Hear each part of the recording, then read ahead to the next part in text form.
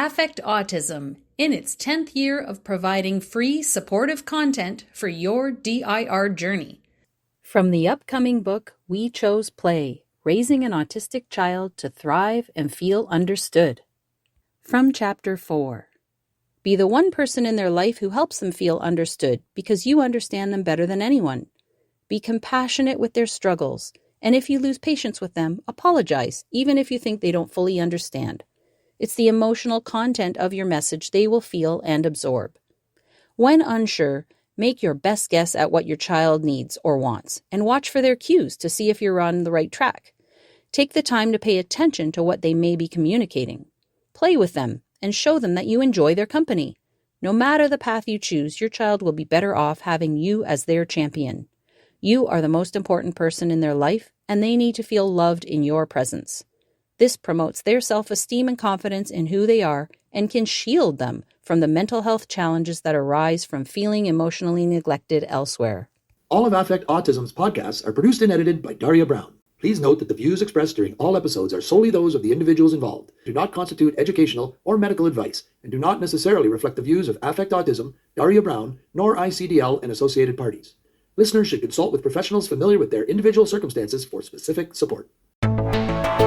You're listening to the We Chose Play podcast from Affect Autism, where affect is the #1 tool we use in supporting development through playful interactions. Welcome back, Floortimers. I have a brand new guest today. Simone Tiemann is a Floortime-trained sensory integration occupational therapist on the north coast of Spain in Santander, who sees clients with developmental challenges and differences in her clinic, which she has been running for 15 years. She runs an association called Disfrutar El Mar, which means enjoying the sea in Spanish, and it offers activities at the beach and the sea, including surfing, where volunteers play with and attend to children using a floor time approach. Welcome, Simone. Hi, Daria. Nice to meet you. You too, and thank you so much for agreeing to be on the podcast. How in the world did this all come about?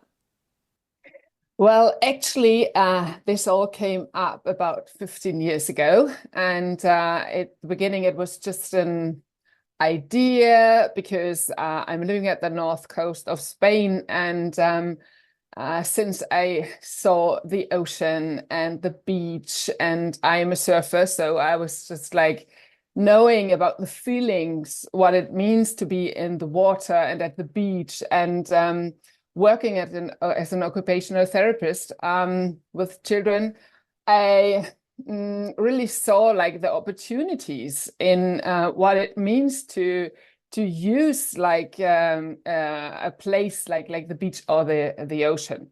So at the beginning, it was like starting just like a pilot project with 3 children, and to see what happens if we bring these children to the beach. And there are 3 of them. They were of different ages, but they all had like developmental challenges. And yes, and it was just so surprisingly great. The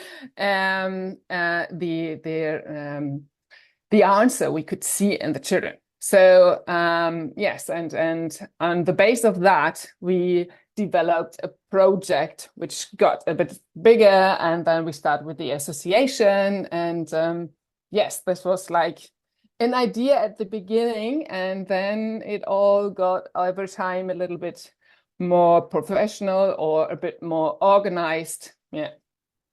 Awesome. Well, you would have absolutely loved the waves in Cancun, Mexico, where I just returned from at the time of recording this podcast in March.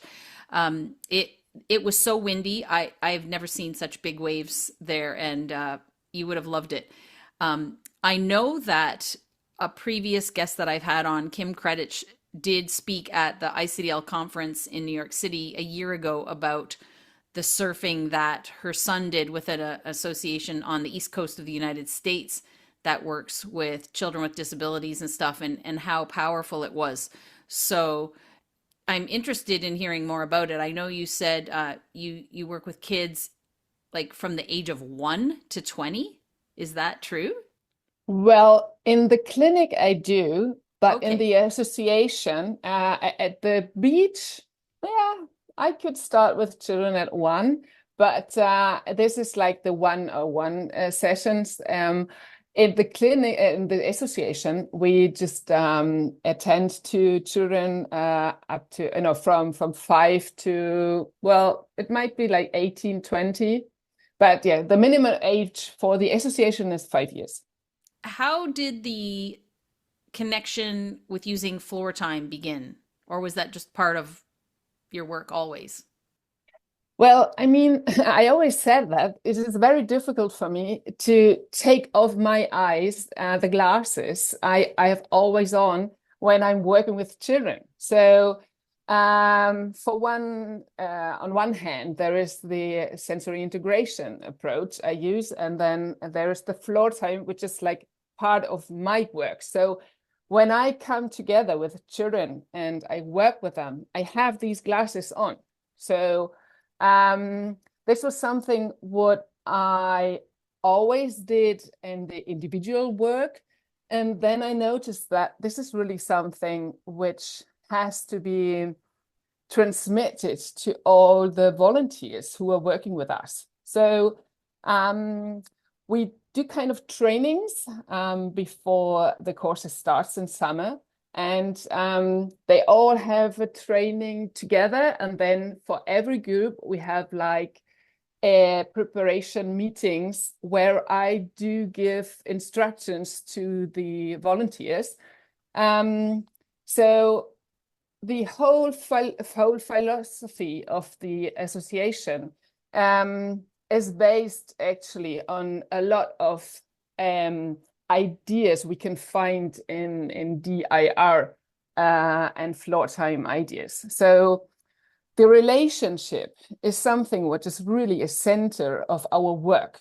And we have one-to-one attendance at the sessions. So every child has one instructor who is with that child during the whole time.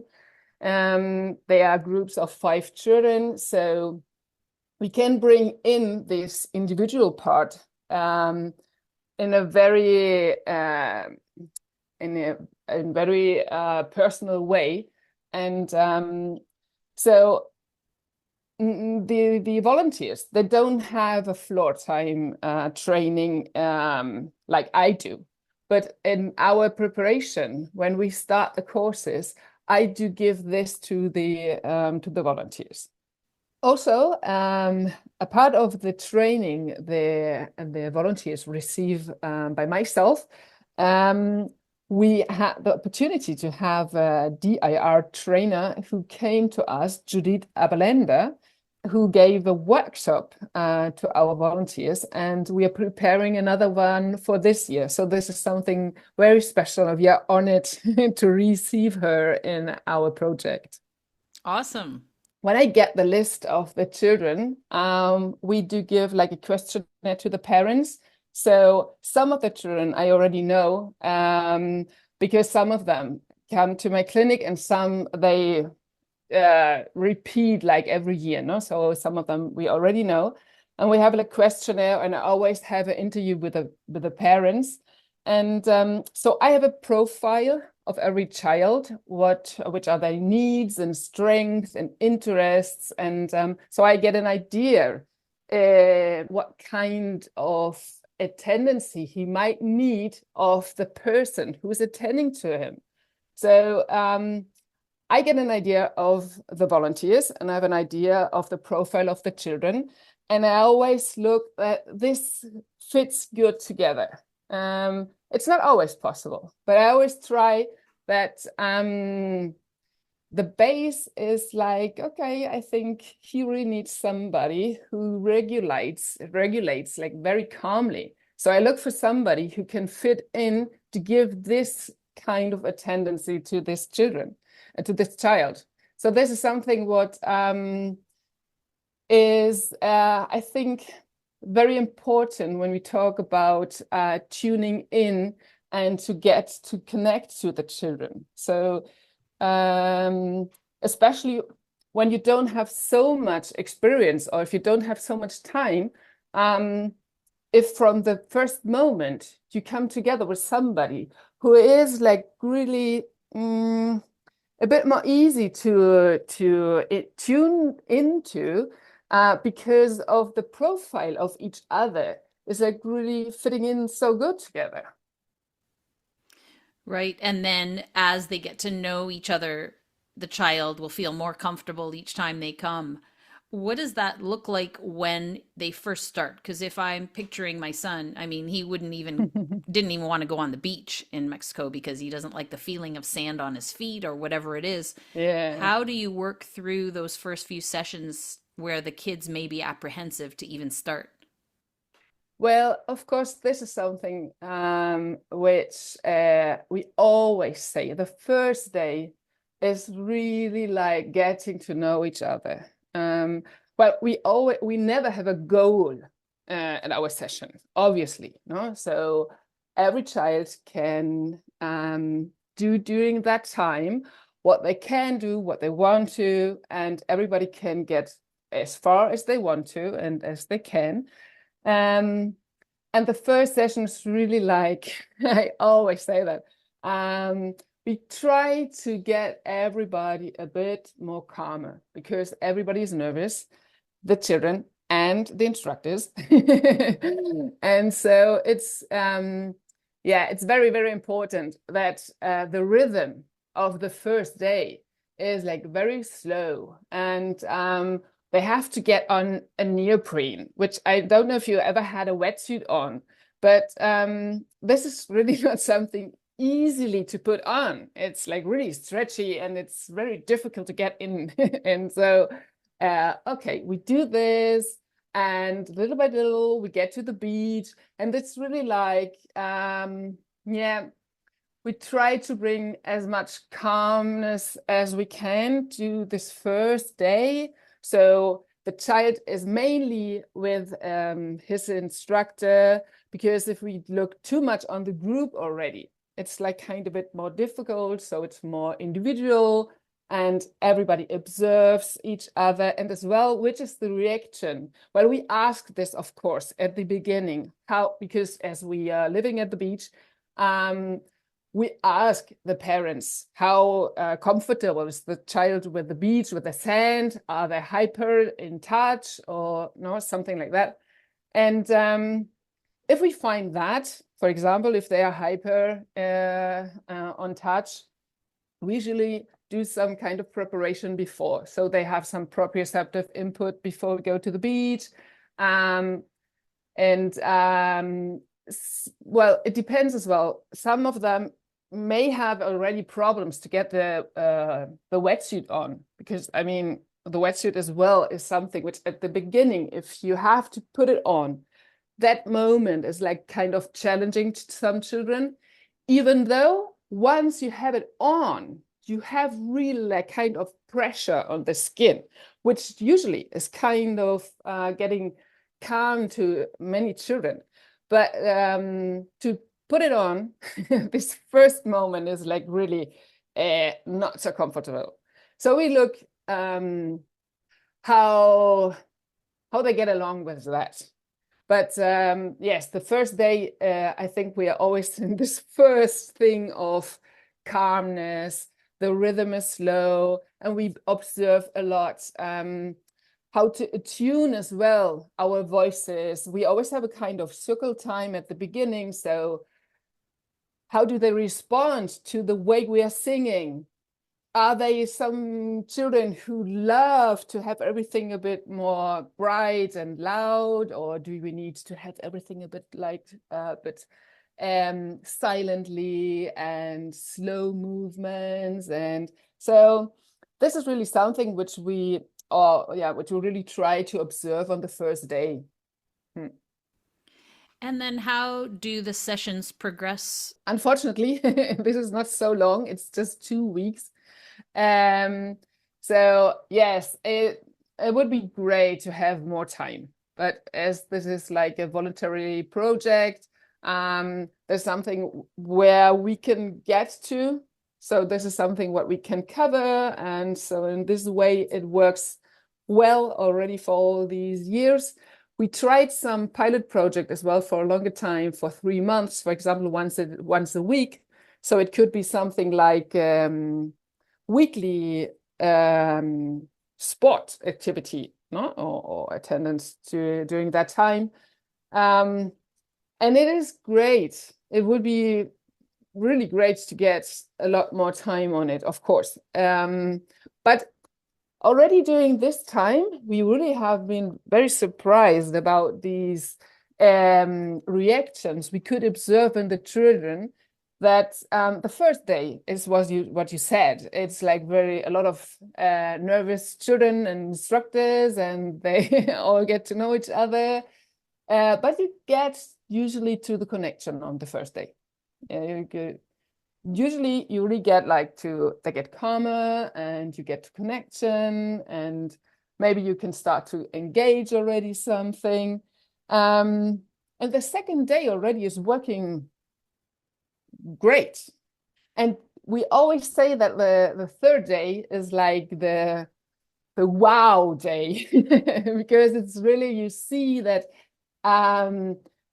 tune in, engage to each other. You can feel as well as they work in the group. No, you can see as well like a group feeling. And the third day used to be like something which is really like wow, like usually we get out of that session, which is like really great. So you can see this, that they get little by little from session to session on the ladder up. But unfortunately, this doesn't go farther and farther and farther because we don't get to that point in this context. So how many sessions are in total? There are 4 sessions in total. Okay. And then I know you had mentioned when we spoke before the podcast that you can use the sea and the beach to work on sensory processing. Can you describe that a little bit? Yeah, well, I just was thinking before as well, like how much you can use that on the sensory thing, and as well on this following the child's lead, which is something very nice as well. But well, on one hand, you have a lot of stimuli what you can use. No, I mean, you have the beach, which is, of course, there's a lot of touch, but there's a lot of proprioceptive possibilities. If you use your own body in the beach or at the beach, you can make a lot of movements with yourself and with a child, or if you do it like a group activity, this depends a bit. So they have to work against resistance, or they jump, or they build something pushing the sand all together, and then they have to jump over it. Or you can put all the sand over the body, and then you have all this pressure over the body. So the beach already gives you, or you can do like, how do you say, sorry? Like you have to rolling on the sand, and sometimes you have the kind of inclinations what you can use. So touch and proprioceptive and vestibular you have already at the beach. And then if you get into the water, of course, you have already the resistance you have by moving in the water. The children as well have the wetsuit on, or yourself as well. So you have this kind of proprioceptive and pressure on having the wetsuit on and on the movement in the sea or in the water. And then you have all the changes of position in water, which is like really great because it's very, very easy that you can get to that. And then it depends a bit what kind of activities you're doing. You can just play with the child and to throw them around, to say it somehow, or that they jump from the knees in the water, whatever. And the surfing is something what really has a lot of vestibular input, because if you use the board and the waves are pushing the board, you have this really intense vestibular input, which is very difficult to get in different way. So, and we do this individually, but then as well, sometimes you can sit on the board, or you can turn around on the board, or you can be looking up or down or together with the instructor. So you have different ways of how you can use as well the board in the water.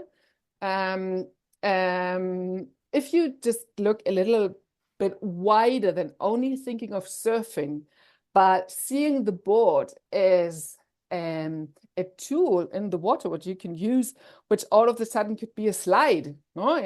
or they just have to dive down, or so you can handle this in different ways. So you have all these changes of position, you have vestibular input, you have proprioceptive, you have touch, and then all together to this, you have as well like things what you have visually at the beach. Sometimes, and this is something which is a bit more challenging, so you need to know how to handle that. You have a lot of input sometimes which you can't control. So you have to know that this is not like an environment which you can control all the time. All of a sudden, maybe you have a kite which is like up there next to you, and the child is like, and then everything and all the attention goes to the kite, no? But then as well, it's like, okay, so we can enjoy this together, no? Yeah, so you look at the kite and it's like, oh, this is amazing. So it's like, wow, no? So we can attune together, we can enjoy that together. And it's just at this natural way how some things and objects and people come up when you're working in a natural environment. I know you talked about following the child's lead. Do you have some examples of kids that liked certain things and how you used that in the sessions? Well, for example, at the beach, sometimes you have these situations that the children, you have very different reactions of the children at the beach. So some just run to the water and they want to get inside and they just want to go far and to have the sensation of the sea. But at the same time, sometimes you have these children who are at the beach and they just observe and look, and then all of a sudden they just look down at the sand, and then they find or seaweed or some stones or whatever, no? So so it's like, wow, and they look at it, it's like, it's amazing. You know, some of them don't know that so much, and sometimes they are not really used to be at the beach with the possibility to explore it, no? So the instructor maybe is at the same time at the site, and it's like watches with them at the shell or whatever, and it's like, oh wow. And then you can have this joint attention to that, and then you can see what the child is doing, and then you can imitate the child, and then you can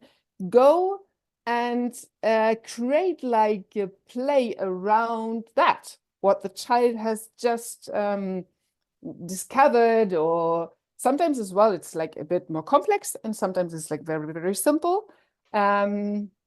But yeah, there's always like a time where the instructor is in this one-to-one situation with the child, and can, yeah, get into the child's lead. And so you said that although the volunteers are not floor time trained, you will go over all the concepts of floor time with them. So who are the volunteers, and what are they like? Are they students that are working towards occupational therapy, or are they just like a random scattering of people? The second. Okay. It's really, really random. I would say like our diversity in the volunteers is as diverse as the children. So you don't really find not a profession which is really like many of them are therapists or whatever. No, there's really what they all have in common is the intention to be part of this project and to put their part to this family. And some of them maybe have a background that they are educators, or maybe some are therapists, or some are psychologists, some are physiotherapists. Of course, we do have those as well. But on the one hand, it is not something what we ask for.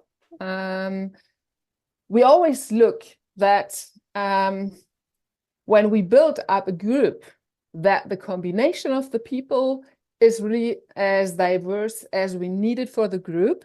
So they have to be people who know surfing, who know to handle children with boards in the water.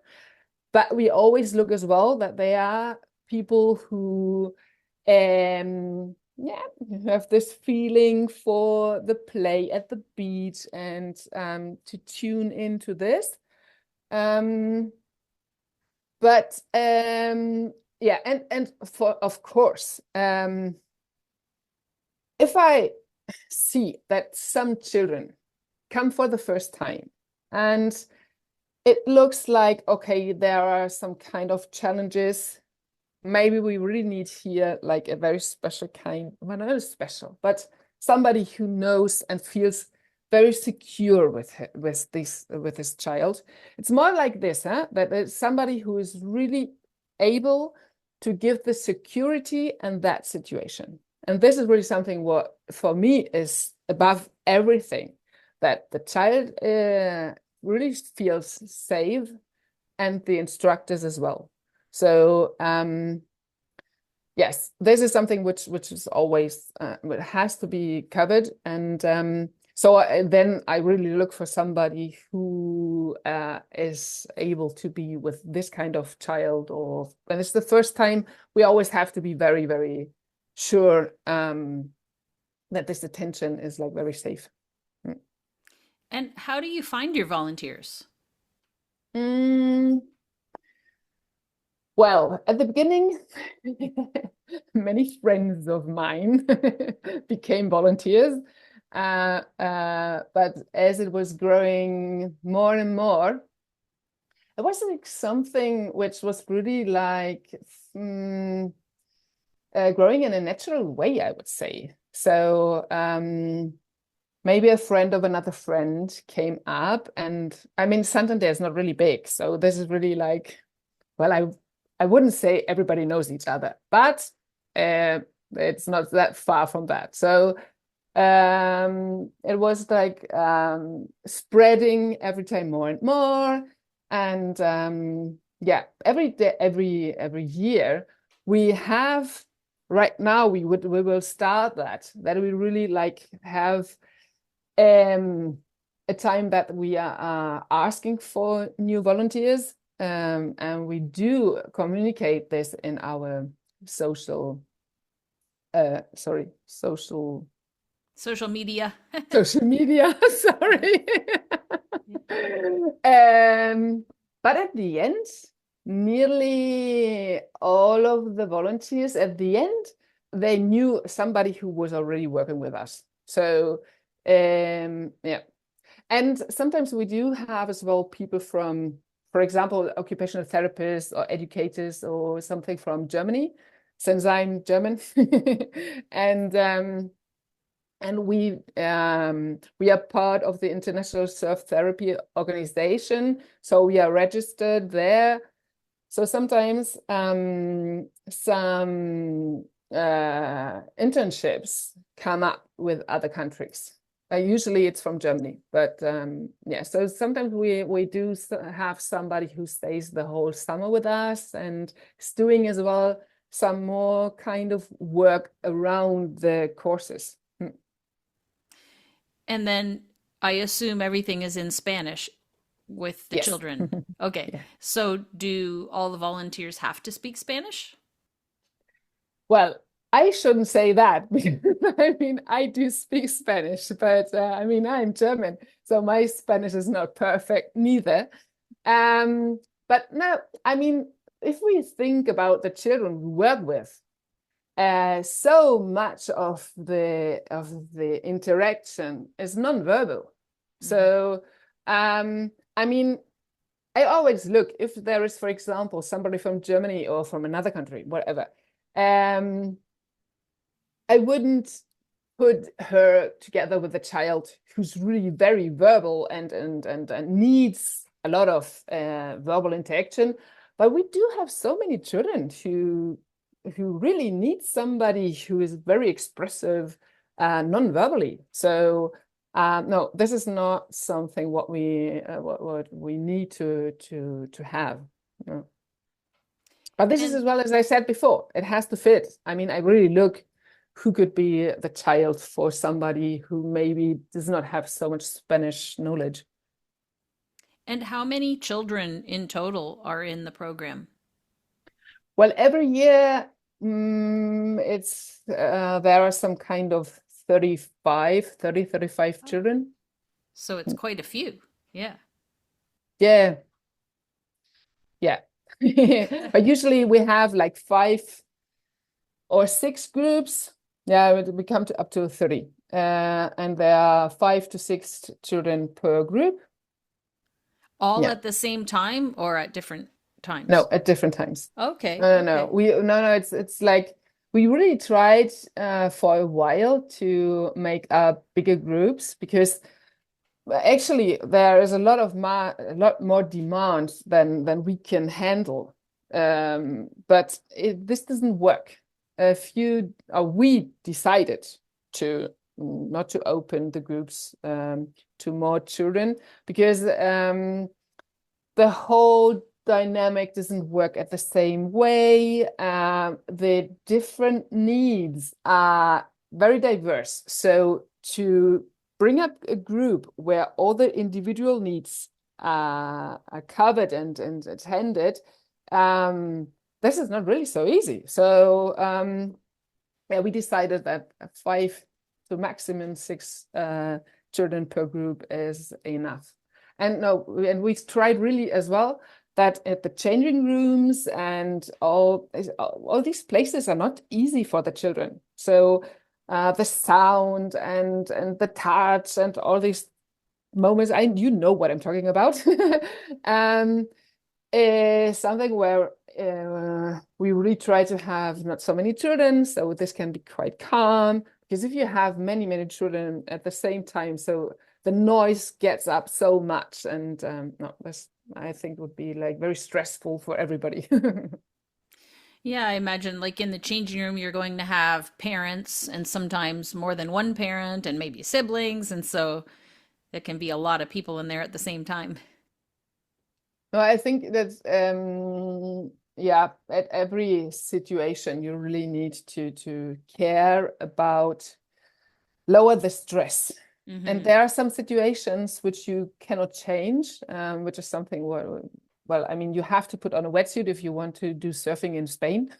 Or, I mean, if you go to other places, they're really lucky that you don't need it, but you really need to put on a wetsuit. Um, so if we can do that in the best and calm way, yeah. So Do kids come with their own wetsuits or do you provide them? well, we really are very lucky that we have a lot of collaboration with surf schools or as well with the local um, major. And so we get the wetsuits from the local surf school and they provide it to us. And yeah, so we can give it to the children. There's some children who have their own, but there's really not so many of them. Okay. So they use the ones who don't have their own use the wetsuit and then give it back. Mhm. Okay. That's it. What about, do you find that any of the families kind of try this for the first time with you and then they want to continue doing it on their own? Yeah. Yeah, this is something what used to happen quite often, I would say. Um, so we try to follow this in different ways. On the one hand, something what is really something what we would love to do more and more is that the children can go on at local surf schools, or if it's not a surf school, that it can be together with their parents. Um, and it depends a little bit of what kind of needs and strengths the children have. And so when they are a bit older, because when they are very young, it's a bit more difficult. But when they are older, so we are looking for local places where they can go on. Or sometimes it depends a bit on the parents, because some are feeling very comfortable in the water and some don't feel so comfortable in the water neither. So if you want to be together with your child in the ocean, that means that you have to feel safe as well. So I gave classes as well to parents so they can go on with the children. And sometimes we do this more in this little groups, so it's the family. And we really had a very interesting experience during the COVID time, because during that time, since we couldn't make up these groups as we did before, we attended to this bubble where the child came with the parents and siblings. So this was something which was very, very beautiful at the end as well, to see how they could enjoy this together. And from that year, when we did that, some families as well went on to bring their children together to the beach and to see, actually, it's not the same. The parents always, well, always, many of the parents say that it is just incredible what they see in the children, how much they enjoy it, the positive reaction they see. Because if you see like things like regulation, attention, and engagement in some of the children, is really impressive, the reaction you can see. And the parents, of course, they do see that, but they are not at the beach with us. So sometimes they just see that on the photos, they can see that afterwards, they can see that in sleep and eating and stuff like that, and communication. But when they actually can share that with their child, this is really something very, very beautiful, because you can really connect in that moment with the child and share this, and bring this to other to other developmental points. I guess one thing I forgot to ask when you were talking about the wetsuits, do the parents, or do you even suggest that the parents have an opportunity to practice putting on the wetsuit at home in advance so that it's not the first time the child's doing it when they get there? We did so with the, especially with the children who are hyperactive on touch. So when I see that on the questionnaire, or when parents tell me about that, we always talk about how we can prepare in the best way the child to that situation, because we already know that this can be kind of challenging, no? So in some cases, they tried it to put it on, on at home. And what we did as well, in some cases, little, few ones, but that they put the wetsuit on at home in the safe and calm place, and they come already to the class in the wetsuit. This is something what we did as well. Yeah. So there are different ways. And as well, for some children, sometimes you have these children who really are not feeling so much the cold. So sometimes we use the shorties, which are a lot more comfortable to put on and to have it on. Or in some cases, a lycra. Okay. Yep. So what's the But difference I between, wouldn't do so. okay, what's the difference between the lycra and the wetsuit A then? lycra is like very, very thin. Okay, so it doesn't Um, protect that temperature control. Not that Yeah, yeah. much. But I mean, we really do that only with children Right. which don't feel the cold in the water.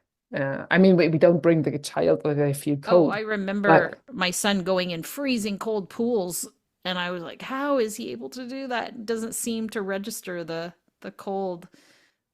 I I'm always surprised because I really I'm getting cold very easily, and I always have a wetsuit on and a thick one, and I'm really very overprotected.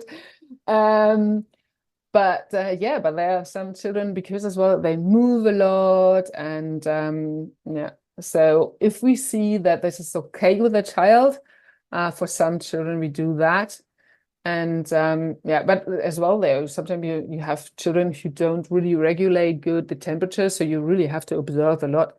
How does that work? Sometimes we have to get out of the water and we do some running at the beach to get some more exercise out of the water. So it's something what you really have to observe the whole time, even they have a wetsuit on. Right, right. I guess the even though it's different than lycra, the sensation of having the wetsuit on is similar to wearing lycra. It's a lot more pressure. Oh, okay. You really have, I mean, yeah, I would say try it. But yeah, I mean, it's a very proper feeling. It is something which is very particular, which because it since it is kind of thick and it really is a pressure on the skin. Mm. Okay. Okay. That some of the kids like to just wear the wetsuit around for fun. Yeah. Sometimes I do use that as well with the parents at home. Yeah. Yep. And is there a cost to the families for the children to attend this program? Yes, there is. Well, this is really more symbolic than anything else, but it's 40 euros what the parents pay for one course, which is like 4 classes. And yeah, this just to make sure that we have the assurance done, and yeah, so that the basic costs we have, that this is covered. um yeah. What month of the year do you hold this? Well, we usually start whether at the end of June or in July, and then it's July, August, and at the beginning of September. This is during the holidays from the children. This is the courses, but of course the preparing starts a lot earlier. Oh, okay, okay. So if we do have listeners in Europe who will be in the north of Spain and they're interested, how soon do they have to get in touch with you to be included?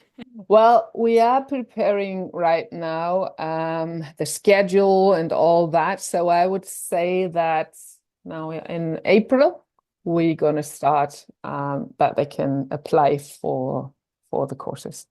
Every volunteer is welcome to participate in Disfrutar El Mar. We would be more than pleased to have more monitors with us.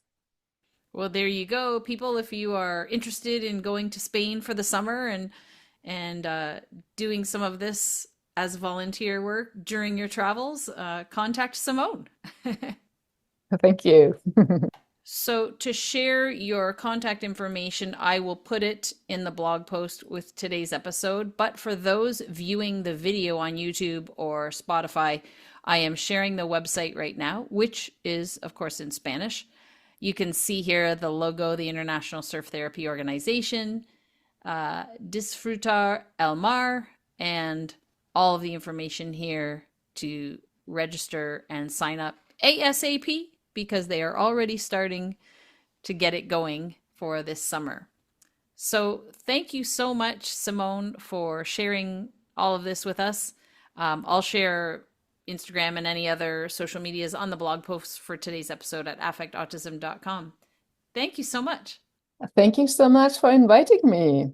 And I will also mention that in case people are listening that know of Spanish-speaking families who are interested in DIR floor time, check out affectautism.com/events at the events tab, or ICDL under the parents tab for information about our Spanish support network for parents, all in Spanish.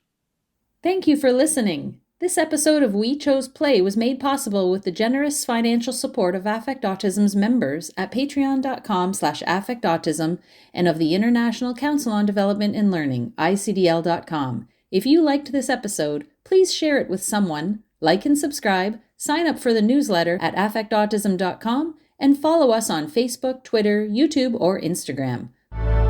Until next time, here's to choosing play and experiencing joy every day.